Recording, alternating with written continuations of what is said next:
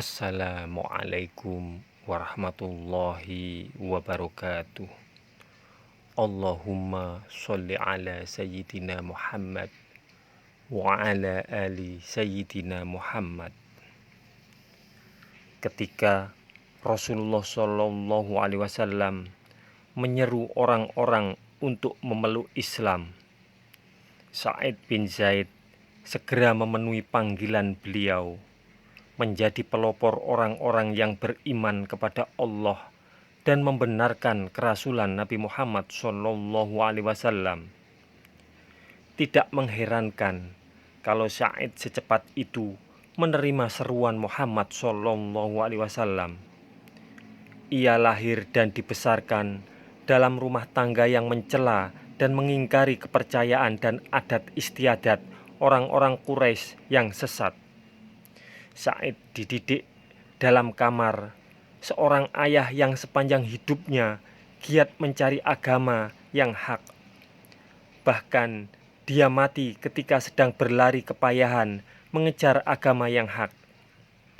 Sebelum menghembuskan nafasnya, ayah Sa'id bin Zaid, Zaid bin Amr bin Nufail, menengadah ke langit seraya berdoa, "Ya Allah, jika Engkau mengharamkanku dari agama lurus ini, maka janganlah anakku Sa'id diharamkan pula darinya."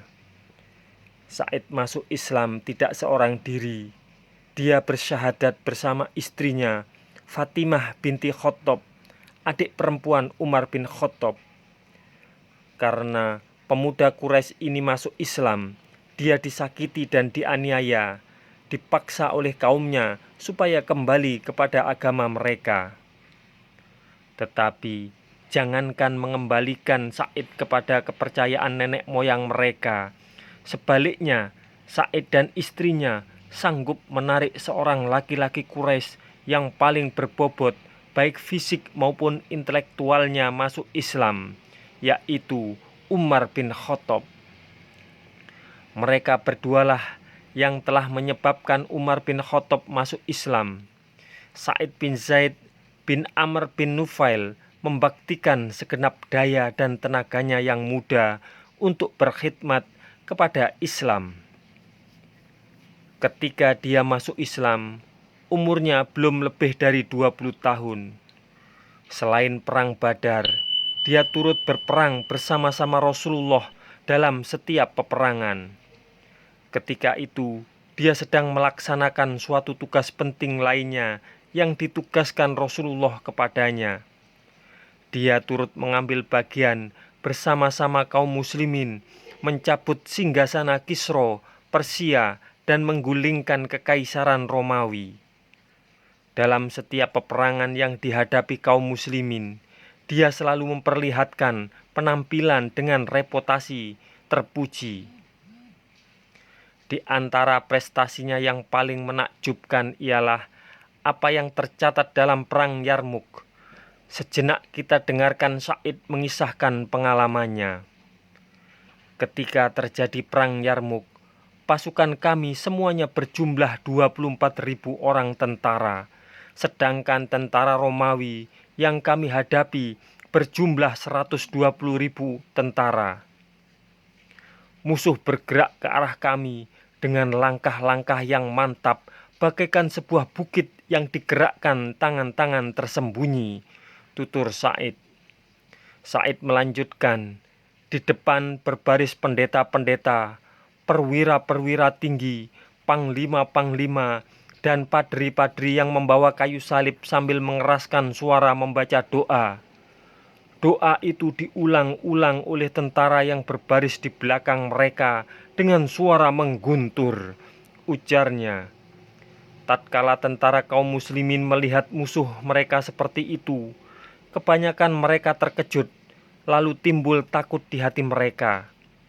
Abu Ubaidah bin Jarrah bangkit mengobarkan semangat jihad kepada mereka. Wahai hamba-hamba Allah, menangkan agama Allah, pasti Allah akan menolong kamu dan memberikan kekuatan kepada kamu. Wahai hamba-hamba Allah, tabahkan hati kalian, karena ketabahan adalah jalan lepas dari kekafiran, jalan mencapai keridhaan Allah dan menolak kehinaan. Siapkan lembing dan perisai, tetaplah tenang dan diam, kecuali zikrullah, mengingat Allah dalam hati kalian masing-masing. Tunggu perintah saya selanjutnya, insya Allah, teriak Abu Ubaidah lagi. Tiba-tiba seorang prajurit muslim keluar dari barisan dan berkata kepada Abu Ubaidah, "Saya ingin syahid sekarang. Adakah pesan-pesan Anda kepada Rasulullah?" Abu Ubaidah menjawab, "Ya, ada. Sampaikan salam saya dan salam kaum muslimin kepada beliau. Katakan kepada beliau, sesungguhnya kami telah mendapatkan apa yang dijanjikan Tuhan kami benar-benar terbukti." Sesudah dia mengucapkan kata-katanya itu, Sa'id melihat sang prajurit menghunus pedang dan terus maju menyerang musuh-musuh Allah. Sa'id pun demikian. Ia membanting diri ke tanah dan berdiri di atas lututnya, lalu membidikkan lembingnya dan menikam seorang musuh.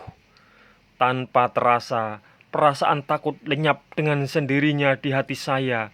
Tentara muslimin bangkit menyerbu tentara Romawi. Perang berkecamuk dan berkobar dengan hebat. Akhirnya Allah memenangkan kaum muslimin, tutur Sa'id. Sesudah itu Sa'id bin Zaid turut berperang menaklukkan Damaskus. Setelah menaklukkan Damaskus, kaum muslimin memperlihatkan kepatuhan. Abu Ubaidah bin Jarrah mengangkat Sa'id menjadi wali kota di sana. Dialah wali kota pertama dari kaum muslimin setelah kota itu dikuasai. Di masa pemerintahan Bani Umayyah, merebak suatu isu dalam waktu yang lama di kalangan penduduk Madinah terkait Sa'id bin Zaid. Seorang wanita bernama Arwa binti Umais menuduh Sa'id merampas tanahnya dan menggabungkannya dengan tanah Sa'id. Wanita itu menyebarkan tuduhannya ke seantero kaum muslimin dan mengadukan perkaranya kepada Marwan bin Hakam, wali kota Mekah, wali kota Madinah saat itu. Marwan mengirim beberapa petugas menanyakan kepada Sa'id tentang tuduhan wanita tersebut. Sahabat Rasulullah ini merasa prihatin atas tuduhan yang dituduhkan kepadanya. Dia menuduhku menzaliminya, merampas tanahnya yang berbatas dengan tanah saya. Bagaimana mungkin aku menzaliminya, padahal aku telah mendengar Rasulullah Shallallahu Alaihi Wasallam bersabda, "Siapa yang mengambil tanah orang lain, walaupun sejengkal, nanti di akhir kiamat Allah akan memikulkan 7 lapis bumi kepadanya." Ya Allah, dia menuduhku menjaliminya. Seandainya tuduhannya itu palsu, butakanlah matanya dan ceburkan dia ke sumur yang dipersengketakannya denganku. Buktikan kepada kaum muslimin sejelas-jelasnya bahwa tanah itu adalah hak hamba dan hak hamba tidak pernah menjaliminya, kata Sa'id. Tidak berapa lama kemudian terjadi banjir besar yang belum pernah terjadi sebelumnya. Maka terbukalah tanda batas tanah Sa'id dan tanah Arwa yang mereka perselisihkan. Kaum muslimin memperoleh bukti Sa'idlah yang benar, sedangkan tuduhan wanita itu palsu.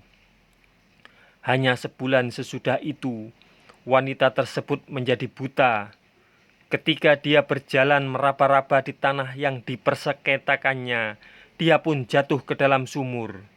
Abdullah bin Umar berkata, "Memang ketika kami masih kanak-kanak, kami mendengar orang berkata bila mengutuk orang lain, 'Dibutakan Allah kamu seperti Arwa.'" Peristiwa itu sesungguhnya tidak begitu mengherankan, karena Rasulullah Shallallahu Alaihi Wasallam pernah bersabda, "Takutilah doa orang yang teraniaya, karena antara dia dengan Allah tidak ada hijab atau batas. Apalagi kalau orang yang teraniaya itu adalah salah seorang dari 10 sahabat Rasulullah yang telah dijamin beliau masuk surga, Sa'id bin Zaid." Semoga kisah ini bermanfaat untuk kita semua. Wassalamualaikum warahmatullahi wabarakatuh. Mudah-mudahan kelak kita akan mendapatkan syafaat dari Nabi besar Muhammad sallallahu alaihi wasallam. Amin, amin, amin ya rabbal alamin.